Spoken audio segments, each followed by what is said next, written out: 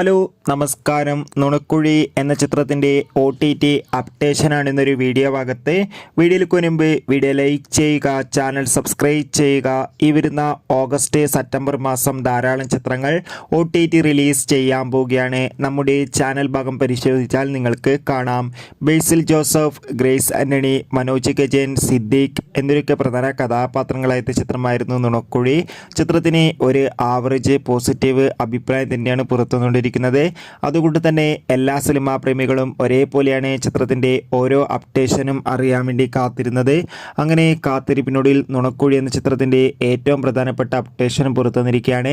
ചിത്രത്തിൻ്റെ OTT അവകാശങ്ങൾ Disney plus ഹോട്ട്സ്റ്റാറും satellite അവകാശങ്ങൾ ഏഷ്യാനെറ്റും സ്വന്തമാക്കിയെന്നാണ് അറിയാൻ വേണ്ടി സാധിച്ചിട്ടുള്ളത്. കാത്തിരിക്കാം ചിത്രത്തിൻ്റെ കൂടുതൽ അപ്ഡേഷൻ അറിയാൻ വേണ്ടി. ചിത്രം തിയേറ്ററുകളിൽ റിലീസ് ചെയ്ത് 45 ദിവസം കഴിഞ്ഞ് OTT റിലീസ് ചെയ്യുമെന്നാണ് ട്രാക്കിംഗ് റിപ്പോർട്ടുകൾ സൂചിപ്പിക്കുന്നത്. ബൈ.